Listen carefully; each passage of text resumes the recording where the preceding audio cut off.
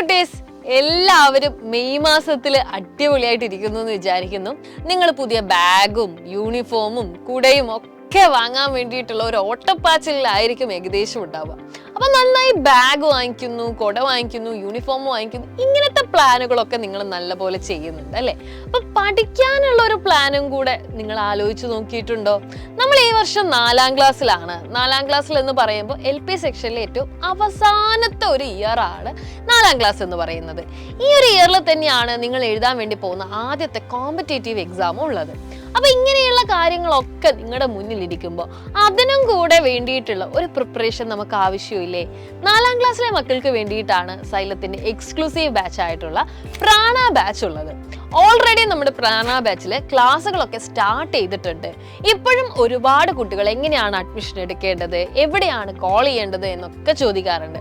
സൈലത്തിലെ എല്ലാ വീഡിയോസിലും നിങ്ങൾ കാണുകയാണെന്നുണ്ടെങ്കിൽ നമുക്ക് സ്ക്രോൾ പോവാറുണ്ട് അല്ലേ? അപ്പൊ ഈ വീഡിയോയുടെ താഴെ നിങ്ങൾ ഒരു നമ്പർ കാണുന്നുണ്ടാവും. ഈ നമ്പറുകളിൽ കോൺടാക്ട് ചെയ്ത് കഴിഞ്ഞാൽ ഓരോ ബാച്ചിനെ കുറിച്ചുള്ള കൃത്യമായിട്ടുള്ള ഡീറ്റെയിൽസ് നിങ്ങൾക്ക് ലഭിക്കുന്നതാണ്.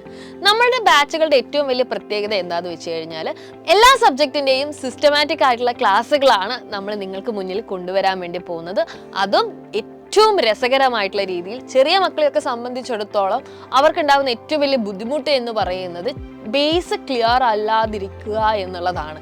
അപ്പോൾ അവർക്ക് എത്ര പ്രാവശ്യം അവരുടെ കുഞ്ഞു മനസ്സുകളിലേക്ക് കിട്ടുന്ന രീതിയിൽ ഒരുപാട് പ്രാവശ്യം ആവർത്തിച്ച് രസകരമായ രീതിയിൽ തന്നെയുള്ള ക്ലാസ്സുകളായിരിക്കും ഉണ്ടാവുക. അപ്പോൾ ഒരുപാട് ഫീച്ചേഴ്സോട് കൂടിയുള്ള ബാച്ചുകളിലേക്കുള്ള അഡ്മിഷൻ ഓൾറെഡി സ്റ്റാർട്ട് ആയിട്ടുണ്ട്. നിങ്ങൾ ചെയ്യേണ്ട കാര്യം, നിങ്ങൾ വേഗം തന്നെ എന്ത് ചെയ്യുക, നിങ്ങളുടെ അഡ്മിഷനും ഉറപ്പാക്കുക.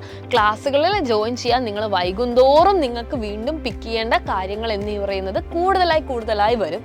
അതുകൊണ്ട് തന്നെ ഏറ്റവും ഏർലി ആസ് പോസിബിൾ നിങ്ങൾ ജോയിൻ ചെയ്യുക, അടിപൊളിയായിട്ട് പഠിക്കുക. അതോടൊപ്പം തന്നെ അല്ലേ വരുന്ന എക്സാമിന് കൂടിയുള്ള നമ്മുടെ CM കിഡ്സ് സ്കോളർഷിപ്പിന് കൂടിയുള്ള പ്രിപ്പറേഷനും നിങ്ങൾ സ്റ്റാർട്ട് ചെയ്യുക. എത്രത്തോളം നേരത്തെ നമ്മുടെ പഠനം സ്റ്റാർട്ട് ആവുന്നോ അത്രത്തോളം മികച്ച റിസൾട്ടുകളായിരിക്കും നമുക്ക് ഉണ്ടാവുക. ഈ ഒരു കാര്യം മറന്നു പോകരുത്, അടിപൊളിയായിട്ട് പഠിക്കാം.